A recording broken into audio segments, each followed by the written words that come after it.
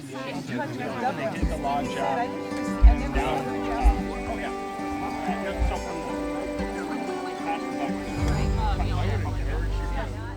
Welcome, everybody.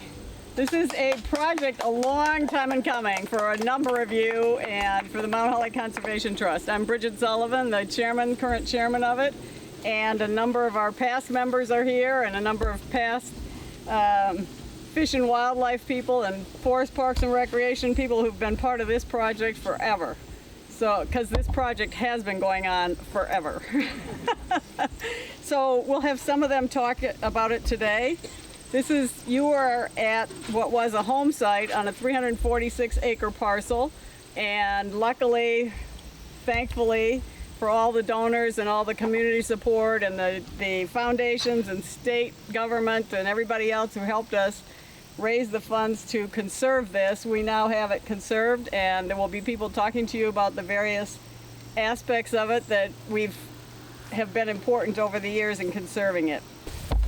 Thank you. It's a truly amazing place, Okemo State Forest and the surrounding regions, and I have been fortunate to have worked on this parcel since 1987. I tell people when I first started working on Okemo, I had hair like Farrah Fawcett, and that is no longer true. But I didn't lose any of it because of this parcel. This is an amazing piece of property. I've been privileged to work here a long time. I started with Jay Majowski, who I want to acknowledge. I was boots on the ground, but Jay was really the brains of the outfit for our district. And Jay is hiding somewhere. He doesn't want to raise his hand. Right here. Thank you. The Okemo State Forest landscape is roughly a 15-mile long piece of public land, and it ranges anywhere from 200 feet wide to 5 miles. There's actually a couple pinch points on this parcel at road intersections where it gets quite narrow, even though it's surrounded by forest. But it's for this region, it's a really long piece and wide piece of public land. It's roughly 8,000 acres now in size, 7,980 and change. It's made of lowlands and wetlands, significant wetlands, some very large and attractive and really productive wetlands sprinkled through the parcel, and a couple of really large ones on what we're trying to call the VLT parcel, and then the original Okemo block. There's 7 miles of Catamount ski trail. There's 8 miles of vast snowmobile trail. There are many miles of woods roads that we use for both management and public access. One of them is getting to be quite a feature for summertime mountain biking. It's a gravel road right here that goes out 3 or 4 miles out into the forest. With the addition of the McLean parcel, and including the original Okemo block here, and then what we call the Pacelands to the south, this parcel provides headwater forest for 3 major drainages: the Williams, the Black, and the West. There's 3 summits on this property: Terrible Mountain, Okemo or Ludlow Mountain, and South Mountain. The summit of Terrible Mountain is a very large protected natural area that's embedded in the state forest, and that was a project of Jay's a number of years ago. I forget now, but I think it's roughly 1,000 acres. Is that right, Jay? There's a lot I'm not going to say about the parcel because there's so much to say. There's even a plane crash site on one of the properties that most people know about, but a small dedicated following. It was a plane that went down in the 60s, knows how to get there, and 3 or 4 years ago we guided 2 families that had family members killed in that plane crash to the site. That was really a very rewarding experience to help them find that. And last but not least, it includes Buttermilk Falls, which some of you, probably all of you, have been to, which is also part of Okemo State Forest. The addition of the VLT parcel, also known as the McLean parcel, and other folks will speak to it on a broader landscape scale, but really it protects a wildlife travel route that is large in scale, but also important locally. There's wildlife travel that you can see on the gap that goes up through the VLT parcel and joins the government road, where if you go there with snow, you will see the evidence of animals moving through. And John McCann set up a game camera at one point and very quickly captured video of many animals traveling through that gap. And the local hunters know where it is too, because there's 3 or 4 deer stands parked up there. The headwater protection is a real key part of this acquisition, and with state management we will be expanding and enhancing those riparian zones so that these headwaters get even more protection than they had. We do hope to, I haven't figured out what to do, but I know we need to do something on the headwaters of the west because previous owners really did created a lot of disturbance in a concentrated area wetlands, and we intend to fix that. And that's the sort of thing I work with other people in the agency on. This parcel adds about several thousand feet of public road frontage to this parcel, so it enhances the public access to this parcel dramatically. And really importantly, because this government road is such a key road access for the public, this acquisition solidified the protection of that road right of way. So what have we been doing in this interim period? There's been a lot of heavy lifters in this game, and there used to be a house here. And other people may talk about it, but there was a very large, what I would call a starter castle here, and it was removed. And when they told us, we met here to talk about this project, and I said, well, we've lined out the subdivision for the house, and that will be part of the package, and we'll sell the house, but we're limiting the subdivision. I remember John saying, oh no, we don't want that. And we said, well, what do you mean you don't want it? It's part of the project. So no, we're going to do something different. We'll find a way to get that down. And they did. It's really amazing to me. And the house was repurposed. It wasn't simply just demolished. So several buildings have been removed. We've completed the forest inventory for the VLT parcel. We've completed the wildlife and habitat mapping. We've entered into an agreement with the University of Vermont to begin doing continuous forest inventory on all of Okemo to measure the growth and yield long-term as part of our carbon management plan. And so that will be done next summer. The plots will be put in by interns from UVM. We've got the mapping done, and we're ready to put the permanent plots in. We had a draft done for Okemo, and when this came along, and we decided to put it aside and wait till this acquisition was complete and roll this parcel into the larger Okemo management plan. So we're in the early discussion about how do we do public involvement now in this phase 2 of COVID. I really don't think we can go back to right off to public involvement the way we did it, but I don't want to delay any further, so we're starting to play around with the concept called storyboards or storybook to do preliminary scoping on parcel management plan. So you will see that coming along sometime this winter for the entirety of the Okemo State Forest.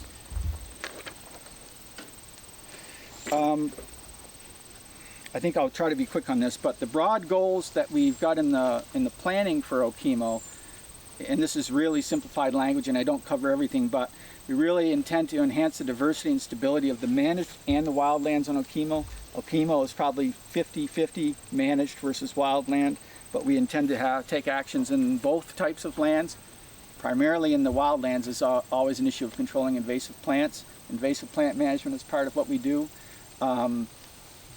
We are actively increasing the capacity on all the access structures on the parcel. I've got a project going right now to upsize all the culverts on the road system out this way by 2 to 3 classes of size. We're going from 18-inch culverts in some cases to 48 or 60 inches in diameter to handle the volumes of water that are coming off these mountains these days. This parcel is holding a tremendous amount of carbon. A back of the envelope calculation is 50 million cubic feet of carbon in the form of wood.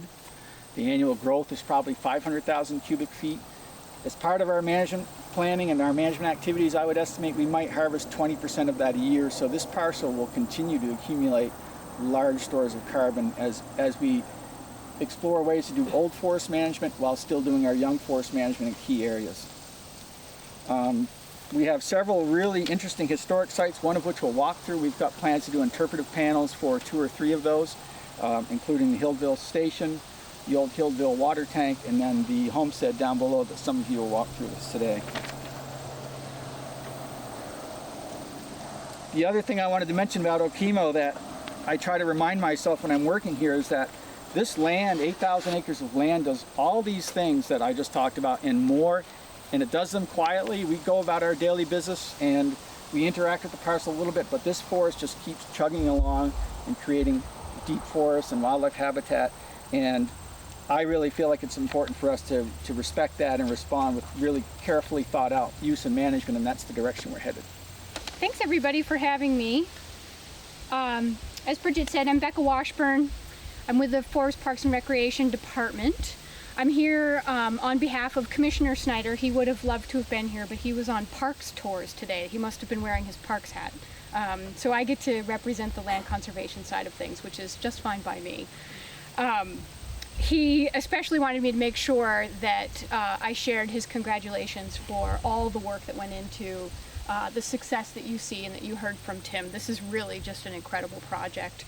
I want to thank you for letting me be part of this celebration. I've been here a couple of times. I was just remarking to John that there was a house and 2 feet of snow and a camp and boy, all kinds of things last time I was here. Maybe a stolen dump truck. There was a lot of excitement that went into completing this project. And I think, as is true with so many of the very best conservation projects, this one took many years to ripen. And really, I only had the opportunity to be a very, very small part of what was years and years and years of building towards this success in this day.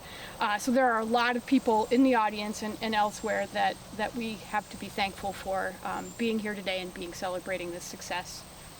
For FPR, for Forest Parks and Rec, we have a broad mission that includes protecting a lot of different things. Outdoor recreation, wildlife habitat, forest health benefits, like Tim was talking about, the contributions we make to the forest economy, as well as those ecosystem services that Tim was mentioning, particularly the storage of carbon and other adaptation and mitigation measures for climate change. With this broad mission, to me, comes a lot of responsibility to be thoughtful about what lands we choose to become part of a state park or a state forest. Some conservation opportunities, they have maybe 1 or 2 conservation values that you say, ooh, yeah, that is something. That is the kind of thing that we think belongs in state ownership, belongs in our stewardship and care for the long term. In this case, however, it was pretty clear this was one we just couldn't let go.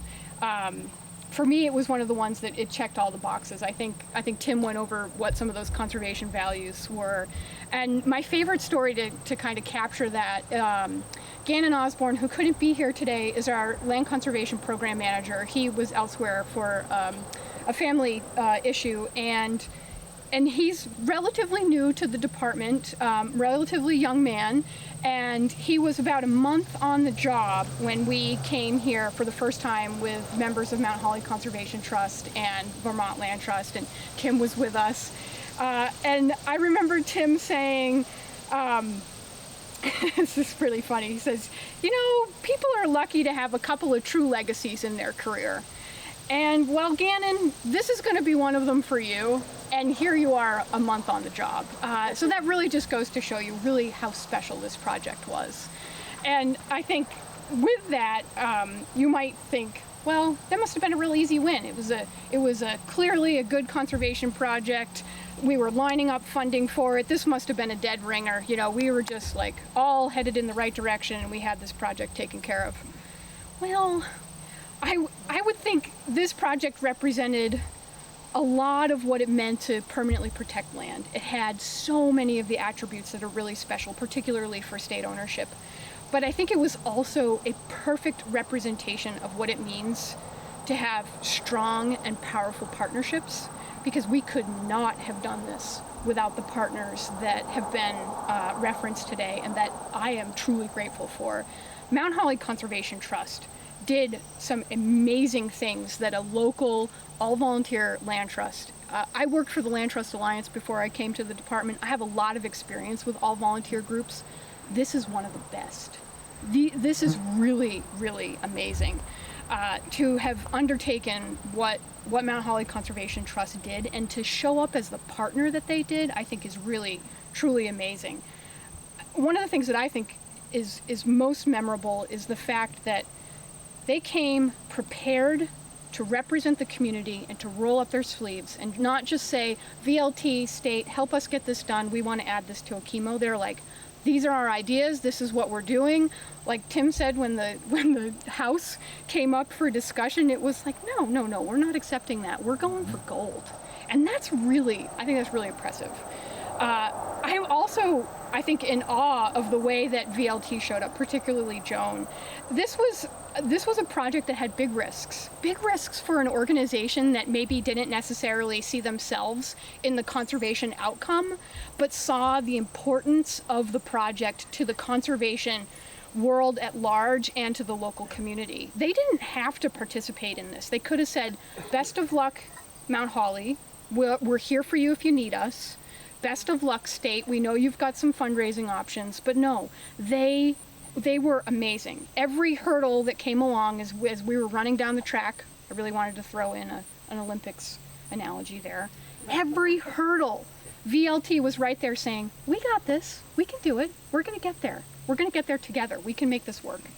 And I just think this is really, truly remarkable to have all of these things line up for a conservation project as important as this one. The last partner that I'd like to thank personally is the Housing and Conservation Board that really, at the same time they were bringing technical expertise to the table, they also brought funding, which who doesn't want that? We needed it. We know we needed it. We had lofty goals, and Mount Holly was pushing us to go even further than our lofty goals. And we got there in large part because of these partners. And really, I think many, many more, as I mentioned. I think the first conversations about this project started in 1988, and there are a lot of people here to be thankful for making it so that we could get here today. Those are only the groups that I had the pleasure of working with. So as the new owners and stewards of the land, I want to thank everybody that played a part. Mount Holly, Vermont Land Trust, VHCB. I see Nancy here from the Conservation Fund. I'd be remiss without giving her a nod as well. And our experts here at the state that doggedly made sure that we were going to see this project be a success, even if it took almost, 40, 50 years? It's really, really amazing. So thank you so much again. I hope you enjoy all of your tours and manage to stay cool on this hot, hot day. Thanks. An uncharitable view of what a commissioner does is show up after all the work's done and take credit for it. I said uncharitable, not inaccurate. But I prefer to think of it as acknowledging some of that work and recognizing that it's taken 3 decades of hard work by all of the people that you're hearing from and all the people here today and others as well to get here and to recognize and to value and take a moment, which we don't always do, to just appreciate a success before we go on to the next one. But there's a piece of this project, there's an accomplishment that this project's part of that's harder to see than the great piece of land, the great woods that we're standing among, and that's that part is really been advanced by scientists within the Fish and Wildlife Department, including Kim Royar and others who have worked to really alter the way we do fish and wildlife management in Vermont. And I would not so humbly say allow Vermont to lead the rest of the country in how we advance how fish and wildlife is done. And that recognition is basically the understanding that we cannot manage tens of thousands of species, even in a relatively small and relatively unbiodiverse place like Vermont, one species at a time. We have to manage it as a group, and most importantly, manage the landscape that those species exist on. Most importantly of all, perhaps, providing a landscape that can be adaptable and can continue to provide what they need in the future. And this parcel, the fish and wildlife parts of the many values that Becca listed of this parcel make it particularly important for that piece of what we do and that new approach, that emerging approach to fish and wildlife, because we know that we need a landscape that is not just beautiful and fun to walk and hunt and fish in and bird watch and do all the other things we like to do, but we need a landscape that's connected, that allows species to move, that allows the changes that we know are already happening to our environment to happen without devastating the wildlife populations that exist on them. And as a part of a major wildlife corridor, as part of a major piece of connecting habitat, this is the physical manifestation of that view, and that I would call it the modern approach to fish and wildlife management that Kim and her colleagues have worked a lot to create and to usher into. And so I'm simultaneously up here to take credit for the work on this parcel, but also the work of my colleagues in the department, and recognizing these parcels are more than the sum of their aggregate species. They are the thing that's going to allow us to continue having species, healthy populations, as things change literally beneath our feet. And so I'm extremely proud to take a moment to recognize their work and to recognize all of your work, and to say thank you for being partners, both on this parcel, but even more importantly, on the recognition that we need to provide a new way of doing what we do in order to make sure that we pass on something that has been so generously passed on to us by those who came before us, and continue to do that in bringing new science and new approaches to it. So anyway, I'm so happy to have the invite, so happy to have the chance to join you, and so glad to see this project come to fruition. I can't tell you how honored I am to be here. This is, like Brigid suggested, a culmination of more than 35 years in the making. And there's so many partners that are here that I've worked with over the years, and to have spent time with the Mount Holly Conservation Commission, with Brigid and John in particular, and VLT with Joan.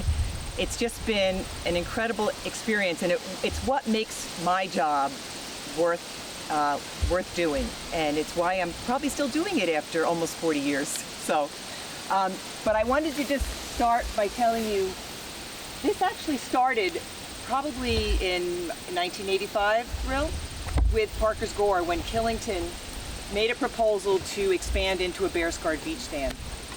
And a group of people got together and was very concerned about the impacts that might have on the bear population in the region.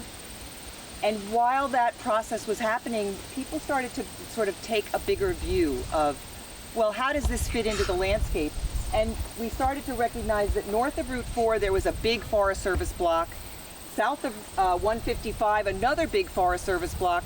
And in between, some state land, but a lot of private land that was still potentially developable. And so we put together, the Conservation Trust, actually before the Conservation Trust, put together, Nancy and we put together a map, and actually John sent me a memo that I had sent up to Ed Leary in 1988 that listed those parcels. We sent it to the Land Acquisition Review Committee for permission to start sort of buying some of them. And the Coleman parcel, which is the McLean parcel, was at the top of the list. So this has been a parcel that we have been interested in. And after the house got built, I think Tim and I and Jay were like, well, that's that parcel. We're never going to get that one. So it's just incredible to me that today we are standing on the house site, and this parcel is now secure. So when I was thinking about what I was going to say, I was angsting about how do I thank and celebrate all the partners that participated in this huge effort that's almost 40 years old. And I knew that I'd probably miss some, and I would have. So I'm going to ask those of you, because there's a bunch of you here, if you have had something to do with the conservation of the lands in this area, I'd like you to either stand up, or if you're already standing up, just raise your hand. Because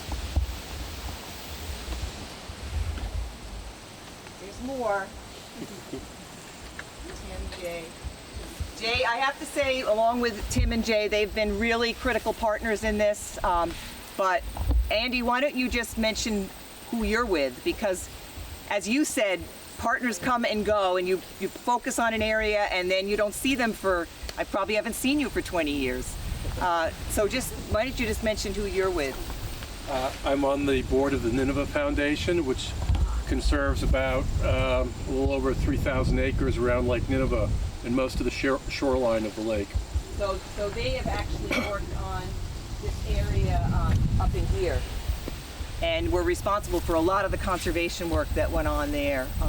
So I think besides just celebrating the conservation of this property and the importance that it has to wildlife species, we should also, as Becca suggested, celebrate the partnerships that brought us here, because without communities like Shrewsbury, like Mount Holly, and many other communities in Vermont who have the interest in protecting these parcels and the ability to work together to make it happen, the state agencies could never do this alone. And so I, for one, am so thankful of the work that you all do and have done.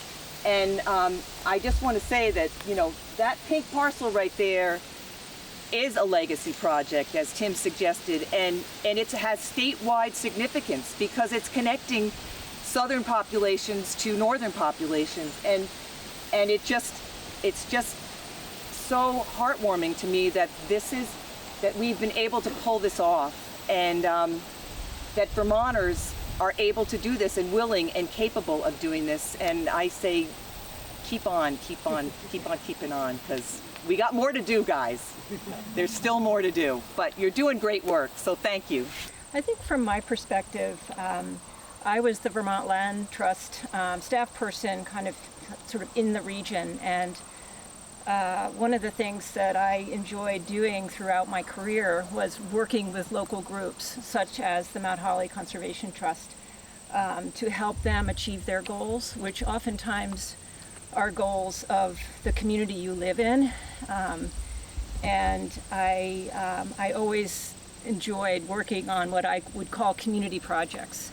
So for me, it was almost a natural to work with these small groups and to give them the extra effort and expertise also to sort of move ahead a big project such as this. I really want to acknowledge both Brigid and Joan, and also Annette, who I worked very closely with. This was a huge fundraising effort. We haven't really talked too much about that, but demolishing a house, demolishing a camp, as well as raising money just to acquire this very expensive piece of land, took a lot of effort, and we can't forget that. So just want to acknowledge that this was a gigantic fundraising effort. It was really one of my last critical, what I call capstone projects of my career. And when I think back on it, it was not only all of the great things that happened with conservation, but in this case, there were times where I thought I should write a mystery novel about what was going on here, because there was always some rather unusual things that would be happening up here, you know, whether it was somebody having an accident and just leaving their car behind, or there was a stolen pickup truck that was located on the property, and the good news was when we called the state police, they said, "Oh, we've been looking for that. We'll come and take it away for you." It was like, "Oh, that's good," because we were trying to figure out how we were going to get rid of that thing. You know, there were squatters on this property living in a camp that we had to chase out and then clean it all up and burn it. Can we say we burned it? No, okay.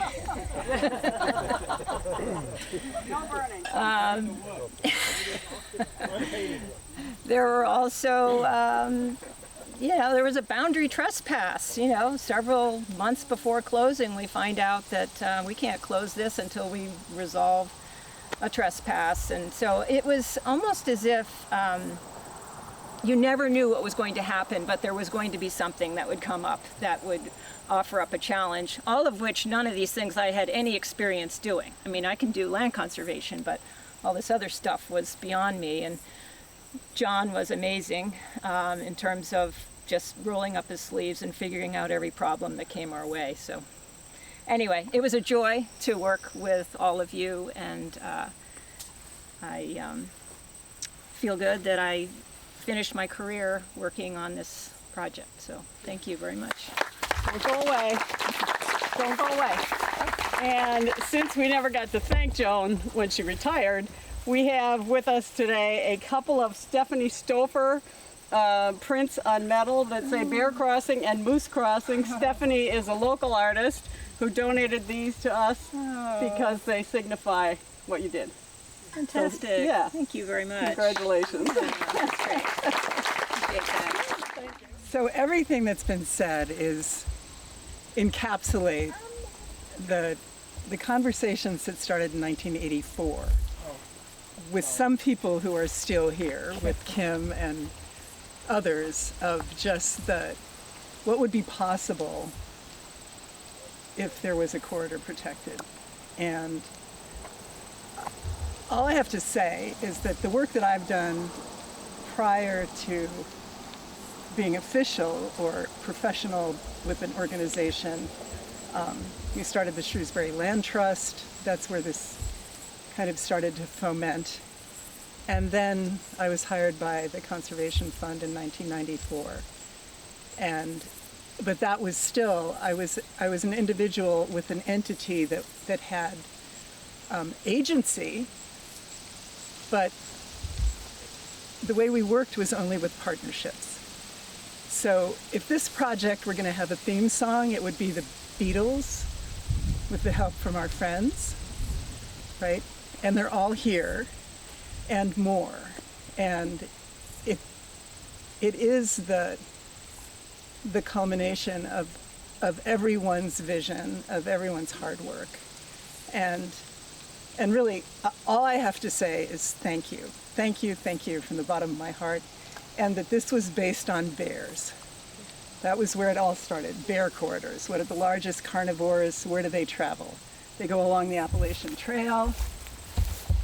Over here, this does not include some other conservation that has happened. But this is a corridor, this is a corridor. This is the culmination of it. It's incredible, it's magical, and you guys aren't done yet.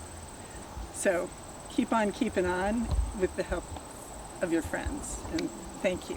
I wanted to mention to Tim that I was told by Carol Tarble, who was a selectman forever in Mount Holly, and he wrote a history of Mount Holly and various other things. And I remember at one point talking with him about the water supply for the tank at the Healville station. And he said he would be very concerned about walking around on that lower slope of Okemo over there because of the wells that fed that tank. And the possibility of stepping in one and going down a long ways. Well, it was years later. I never did spend any time looking for them over there. But over here on the Greendale Road, when you drive as far as you can, or could, I don't know whether it's still open or not, there was a farm site. And at one point, my wife and I were supervising Student Conservation Association kids over there, and we would start on that end and hike through Beaver Meadows and come out over at Fifield Pond and so on. But when we parked our cars there at that old farm site, there was nothing more than cellar holes. One of the kids was turning over stones looking for snakes. And he turns over this big flat stone. It's a well site. It's probably, I'm going to guess, about this big around and at least 20 feet deep. And I suspect that's the kind of well site Carol Tarble was concerned about over there. If that flat stone hadn't been there and somebody had stepped into it, whether they'd have ever gotten out, it was stoned up all the way up through. But I just wanted to mention that for Tim in case he starts looking for some of the source of the water for that tank. The other thing, and this is a plug for our museum, I forget, a couple years back by now, a yearling black bear was hit on 103 at the other end of this corridor. I ended up with it, skinned it, and with any kind of luck, by this time next year, it's going to be mounted in our museum. We already have one critter there, but that one's about 12,000 years old, being the tusks of a mammoth and so forth. But with any kind of luck, Peter LaJoy, the taxidermist up in Shrewsbury, is going to mount this one as though it were standing on the edge of a cliff, so it'll be actually mounted on the side of the wall rather than down where it might end up getting ruffled a lot by people's hands. So I just wanted to mention that if you want to see next year one of the critters that this was all set aside for, at least in large part set aside for, we'll have an example in our museum with any kind of luck. Thank you, Peter. I just want to take a minute to thank the major donors for this project. The McLeans, the owners of the land, made a charitable donation of the value of a lot of the land, a large chunk of the value of the land, which was huge. That allowed us to get started. And then after that, we got is Vermont Forest Parks and Recreation and the Vermont Housing and Conservation Board. That $440,000 let us realize we were going to be able to do this, or we certainly hope so. The Vermont Community Foundation fund holders gave us generous gifts, an anonymous $100,000, another $20,000 from Lyman Morton Fund, and then a $150,000 private donation from a Mount Holly friend was really huge. We still weren't sure we were there yet, but we did get funding from the Davis Conservation Fund, Vail's Epic Promise Fund, Anthony Merrow Trust, and private donations from more than 120 individuals. So it was a huge community project, and I want to make sure everybody understands how thankful we were for all of that, because without that, we would not be here today.